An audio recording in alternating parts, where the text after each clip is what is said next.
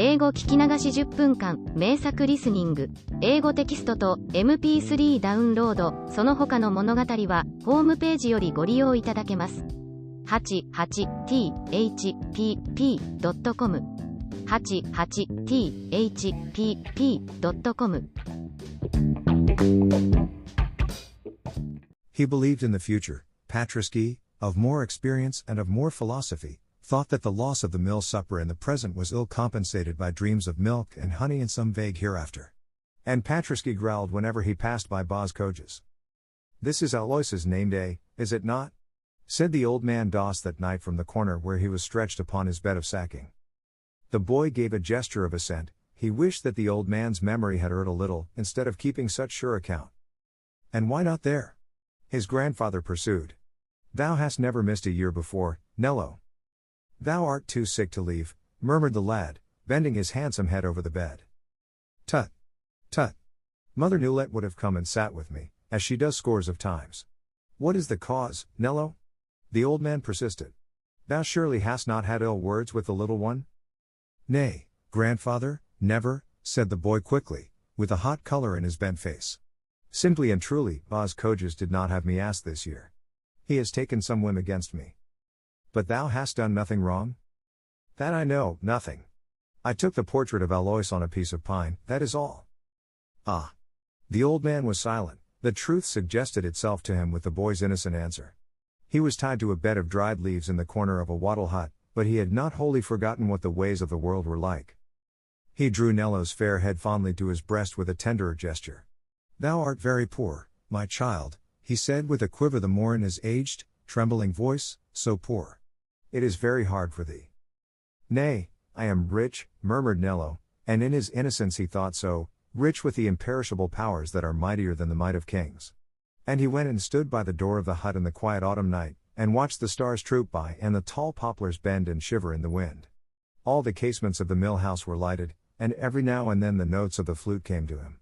The tears fell down his cheeks, for he was but a child, yet he smiled, for he said to himself, in the future. He stayed there until all was quite still and dark, then he and Patriski went within and slept together, long and deeply, side by side. Now he had a secret which only Patriski knew. There was a little outhouse to the hut, which no one entered but himself, a dreary place, but with abundant clear light from the north. Here he had fashioned himself rudely an easel in rough lumber, and here on a great grey sea of stretched paper he had given shape to one of the innumerable fancies which possessed his brain. No one had ever taught him anything, colors he had no means to buy, he had gone without bread many a time to procure even the few rude vehicles that he had here, and it was only in black or white that he could fashion the things he saw. This great figure which he had drawn here in chalk was only an old man sitting on a fallen tree, only that. He had seen old Michel the woodman sitting so at evening many a time. He had never had a soul to tell him of outline or perspective, of anatomy or of shadow, and yet he had given all the weary, worn-out age, all the sad, quiet patience, all the rugged, careworn pathos of his original, and given them so that the old lonely figure was a poem, sitting there, meditative and alone, on the dead tree, with the darkness of the descending night behind him. It was rude, of course, in a way, and had many faults, no doubt, and yet it was real, true in nature, true in art, and very mournful, and in a manner beautiful. Patriski had lain quiet countless hours watching its gradual creation after the labor of each day was done, and he knew that Nello had a hope, vain and wild perhaps, but strongly cherished, of sending this great drawing to compete for a prize of 200 francs a year which it was announced in Antwerp would be open to every lad of talent, scholar or peasant, under 18, who would attempt to win it with some unaided work of chalk or pencil. 3 of the foremost artists in the town of Rubens were to be the judges and elect the victor according to his merits. All the spring and summer and autumn Nello had been at work upon this treasure, which, if triumphant, would build him his first step toward independence and the mysteries of the art which he blindly, ignorantly and yet passionately adored. He said nothing to anyone, his grandfather would not have understood, and little Alois was lost to him. Only to Patriski he told all, and whispered, "Rubens would give it me, I think, if he knew." Patriski thought so too, for he knew that Rubens had loved dogs or he had never painted them with such exquisite fidelity, and men who loved dogs were, as Patriski knew, always pitiful. The drawings were to go in on the first day of December, and the decision be given on the 24th, so that he who should win might rejoice with all his people at the Christmas season. In the twilight of a bitter wintry day, and with a beating heart, now quick with hope, now faint with fear, Nello placed the great picture on his little green milk cart, and took it, with the help of Patraschi, into the town, and there left it, as enjoined, at the doors of a public building. Perhaps it is worth nothing at all. How can I tell? He thought, with the heart sickness of a great timidity. Now that he had left it there, it seemed to him so hazardous, so vain, so foolish, to dream that he, a little lad with bare feet, who barely knew his letters, could do anything at which great painters, real artists, could ever deign to look. Yet he took heart as he went by the cathedral. The lordly form of Rubens seemed to rise from the fog and the darkness, and to loom in its magnificence before him, whilst the lips, with their kindly smile, seemed to him to murmur, "Nay, have courage. It was not by a weak heart and by faint fears that I wrote my name for all time upon Antwerp." Nello ran home through the cold night, comforted. He had done his best, the rest must be as God willed, he thought, in that innocent, unquestioning faith which had been taught him in the little grey chapel among the willows and the poplar trees. The winter was very sharp already. That night, after they reached the hut, snow fell, and fell for very many days after that, so that the paths and the divisions in the fields were all obliterated, and all the smaller streams were frozen over, and the cold was intense upon the plains. Then, indeed, it became hard work to go round for the milk while the world was all dark, and carry it through the darkness to the silent town. Hard work, especially for Patraschi, for the passage of the years, that were only bringing Nello a stronger youth, were bringing him old age, and his joints were stiff and his bones ached often. But he would never give up his share of the labor. Nello would fain have spared him and drawn the cart himself, but Patraschi would not allow it. All he would ever permit or accept was the help of a thrust from behind to the truck as it lumbered along through the ice ruts. Patraschi had lived in harness, and he was proud of it. He suffered a great deal sometimes from frost, and the terrible roads, and the rheumatic pains of his limbs, but he only drew his breath hard and bent his stout neck, and trod onward with steady patience. "Rest thee at home, Patraschi, it is time thou didst rest, and I can quite well push in the cart by myself," urged Nello many a morning, but Patraschi, who understood him aright, would no more have consented to stay at home than a veteran soldier to shirk when the charge was sounding, and every day he would rise and place himself in his shafts, and plod along over the snow through the fields that his 4 round feet had left their print upon so many, many years. One must never rest till one dies, thought Patraschi, and sometimes it seemed to him that the time of rest for him was not very far off. His sight was less clear than it had been, and it gave him pain to rise after the night's sleep, though he would never lie a moment in his straw when once the bell of the chapel tolling 5 let him know that the daybreak of labor had begun.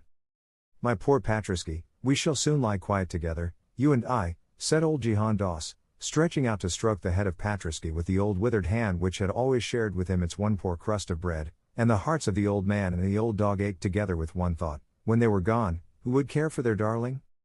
One afternoon, as they came back from Antwerp over the snow, which had become hard and smooth as marble over all the Flemish plains, they found dropped in the road a pretty little puppet, a tambourine player, all scarlet and gold, about 6 inches high, and, unlike greater personages when fortune lets them drop, quite unspoiled and unhurt by its fall. It was a pretty toy. Nello tried to find its owner, and, failing, thought that it was just the thing to please Alois. It was quite night when he passed the mill house. He knew the little window of her room.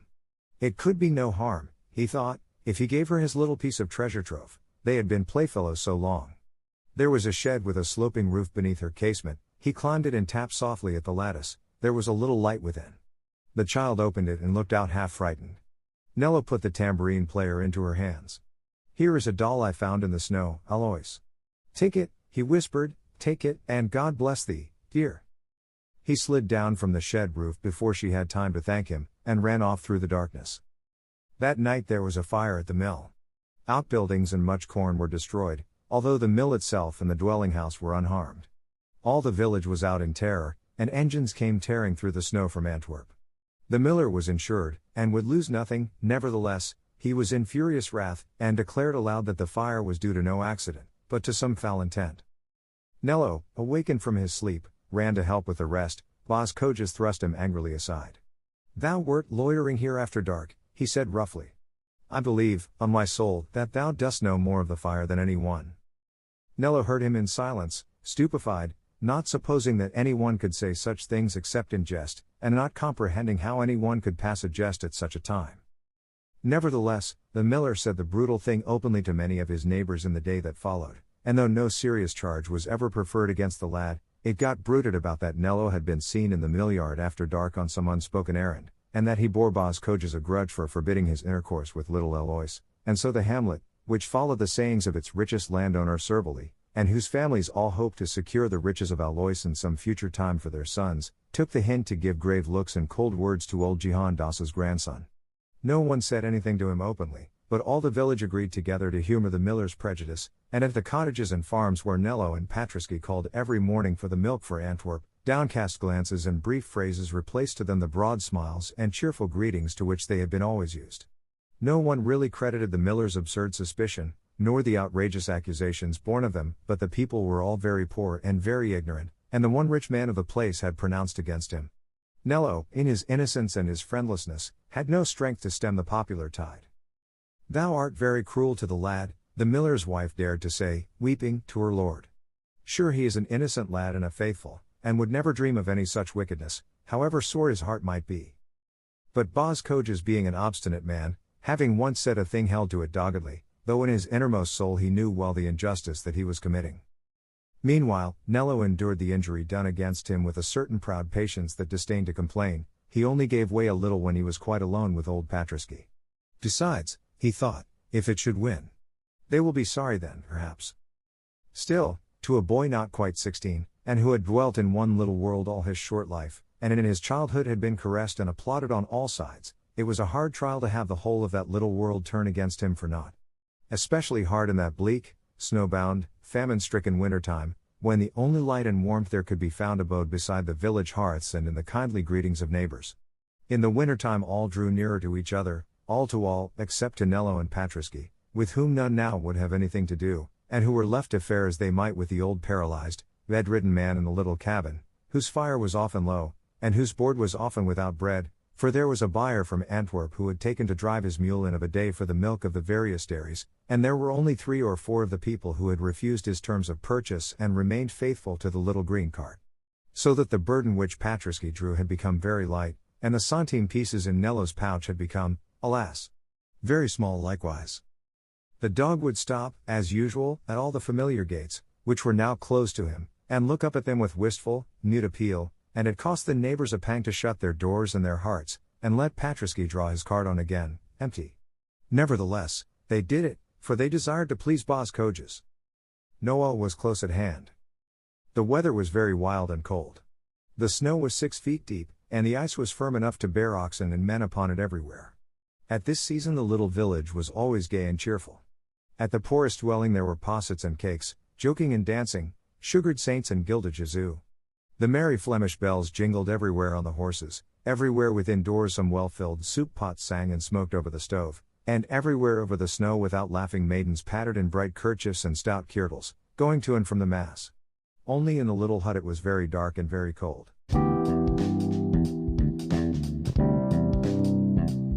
英語聞き流し10分間、名作リスニング、英語テキストと MP3 ダウンロード、その他の物語は、ホームページよりご利用いただけます。88thpp.com 88thpp.com